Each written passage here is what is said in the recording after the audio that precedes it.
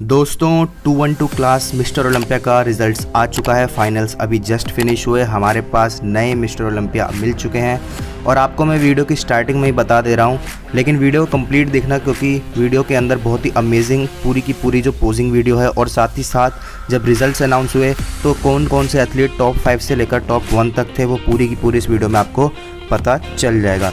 अगर वीडियो की स्टार्टिंग से मैं बात करूँ, अगर आपने मेरी रिसेंट वीडियो देखी होगी जिसमें मैंने आपसे कहा था कि प्री जजिंग के अंदर डेरेक और साथ ही साथ शॉन क्लारिडा, इन दोनों के बीच में बहुत अच्छा कंपैरिजन हमें देखने को मिलेगा और वही हुआ जब फाइनल्स हुए। तो फाइनल में अगर मैं आपका कंपैरिजन बताऊं डेरेक का प्री जजिंग से और फाइनल के बीच में, तो डेरेक बहुत ही अमेजिंग तरीके से और हार्ड होते हुए दिखाई दिए स्टेज के ऊपर। अगर आपने मेरी रिसेंट वीडियो देखी होगी तो उसमें आपने देखा होगा कि प्री जजिंग के अंदर डेरेक थोड़े से सॉफ्ट दिखाई दे रहे थे, हल्के फुल्के से, लेकिन फाइनल्स आते आते डेरेक की जो कंडीशनिंग थी वो टॉप नॉच लेवल पे जा चुकी थी। उनकी जो मसल्स फाइबर दिख रहे थे, पूरा का पूरा 3D लुक, और जो मिड सेक्शन उन्होंने वैक्यूम किया। जो प्री जजिंग थी पूरी की पूरी प्री जजिंग में इतना वैक्यूम पे ऊपर ध्यान नहीं गया, लेकिन जब फाइनल्स हुए टैनिंग थी वो टैनिंग थोड़ी सी और डार्क करी और उसके साथ जब उन्होंने अपना वैक्यूम हिट किया वो बहुत अमेजिंग लग रहा था। और अगर हम शॉन क्लारिडा की बात करें तो शॉन क्लारिडा भी बहुत अमेजिंग दिख रहे थे, लेकिन शॉन क्लारिडा और डेरेक इन दोनों के कंपैरिजन में कुछ छोटे छोटे ऐसे पॉइंट थे जिसमें शॉन क्लारिडा थोड़े से पीछे नज़र आ रहे थे डेरेक के साथ में। ओवरऑल कंपैरिजन बहुत अमेजिंग था।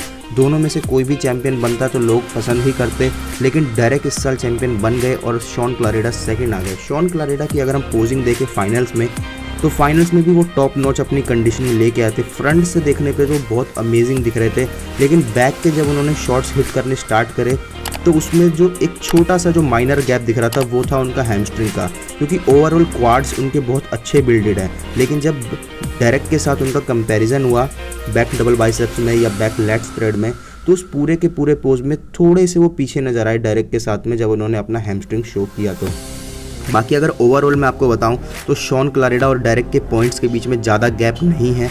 दोनों के पॉइंट्स टेबल में अभी इतना गैप नहीं आया कि आपको ऐसा लगे कि जजेस ने कुछ ख़राब डिसीजन दिया।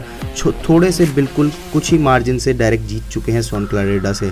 अभी तक तो पॉइंट्स टेबल सामने नहीं आए हैं। पॉइंट्स टेबल आ जाएंगे तो मैं एक ट्रू एनालिसिस भी करके दिखा दूंगा कि क्या क्या ऐसे पोजेस थे जिसमें कि शॉन क्लारिडा थोड़े से पीछे नजर आए डेरेक के साथ में। फिलहाल तो हमारे पास न्यू मिस्टर ओलंपिया 212 क्लास के मिल चुके हैं और अभी तो मिस्टर ओलंपिया के ओपन बॉडी बिल्डिंग की जो प्री जजिंग है वो चालू है।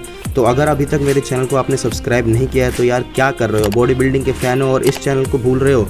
ये चैनल सबसे फास्टेस्ट अपडेट आप लोगों के लिए लेके आएगा। और जैसा कि मैंने अभी से पहले वाली वीडियोस में भी कहा है कि आपके लिए जो सबसे इंपॉर्टेंट क्लिप्स है सिर्फ और सिर्फ वही लेके आऊँगा मैं, ताकि आपको थोड़ी भी बोरिंग ना लगे। तो रिजल्ट्स के बारे में अगर हम बात करें तो 5th प्लेसिंग लेके आए हैं नाथन, क्योंकि उनकी ओवरऑल फिजिक अच्छी थी, कंप्लीट थी, लेकिन अभी उन्हें थोड़ा और साइज़ और साथ ही साथ जो अभी ऑन स्टेज जो कंडीशनिंग चाहिए वो भी बहुत दूर दिख रही है उनके साथ में। तो यही एक छोटी सी प्रॉब्लम उनके साथ दिखाई दे रही है। बाकी ओवरऑल फिजिक कंप्लीट उनकी भी दिख रही थी। इसके बाद अगर हम बात करें कि जो टॉप 4 थे, टॉप 4 में डेरेक और शॉन, ये इन दोनों को तो ये पता था कि ये दोनों ही हैं जो टॉप 2 तक जाएंगे।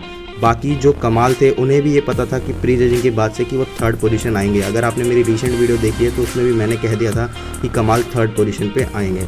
तो इसलिए 4th पोजीशन आई थी हमारी काल्डरन की, क्योंकि उनकी ओवरऑल फिजिक में साइज़ बहुत अच्छा है, लेकिन इतना अभी अमेजिंग नहीं है कि कमाल शॉन और डेरेक को बीट कर सके, क्योंकि कमाल 2019 के मिस्टर ओलंपिया चैंपियन है 212 क्लास के। लास्ट ईयर वो शॉन क्लारिडा से हार गए थे, 2nd प्लेसिंग आई थी, और इस साल वो डेरेक और शॉन दोनों से हारकर 3rd प्लेसिंग पे खिसक गए हैं। लेकिन ऐसा नहीं लग रहा था उन्हें देख के कि वो थोड़े भी दुखी हैं, वो उल्टा खुश थे कि उन्होंने बहुत अच्छी कंडीशनिंग शो करी। और ओवरऑल अगर आप देखें तो ऐसा नहीं था कि किसी भी एथलीट को किसी भी गलत रैंकिंग पे दिया गया हो। बाकी दूसरे के जो एथलीट्स थे वो बहुत अच्छी कंडीशनिंग और बहुत अच्छा साइज़ लेके आए थे। अगर मैं डेरेक की बात करूं तो रिसेंट ईयर्स में देखे हुए डेरेक को और आज के डेरेक में बहुत अंतर है। हैनी रैम्बोट के साथ उन्होंने ऐसा अपना जो न्यू कोच के साथ उन्होंने प्रोग्रामिंग की थी वो शायद इस बार बहुत अमेजिंग हुई, तो इसीलिए डायरेक्ट चैंपियन बने और शॉन क्लारिडा 2nd पोजीशन पे आ गए। वैसे ओवरऑल देखा जाए तो ये दोनों ही सभी के सभी ऑडियंस के फेवरेट थे, लेकिन जहाँ तक उम्मीद थी वो ये थी कि डायरेक्ट थोड़ा सा पीछे नज़र आएंगे, क्योंकि अगर फ्रंट के लुक से देखा जाए तो थोड़े से वो उनका जो क्वाड पार्ट है वो अभी अंडर डेवलप्ड दिखाई देता है।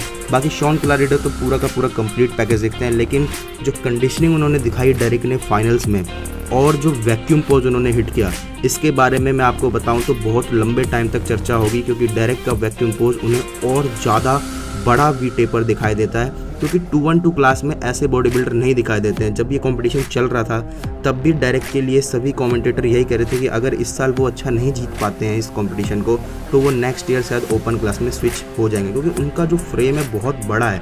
212 क्लास का फ्रेम इतना बड़ा दिखाई नहीं देता है। और जब उन्होंने वैक्यूम हिट करके front double bicep pose hit किया तो सेम टू सेम ऐसा लग रहा था जैसे कोई ओपन क्लास का बॉडी बिल्डर पोज हिट कर रहा हो। तो आई होप ये वीडियो आपको अच्छी लगी होगी।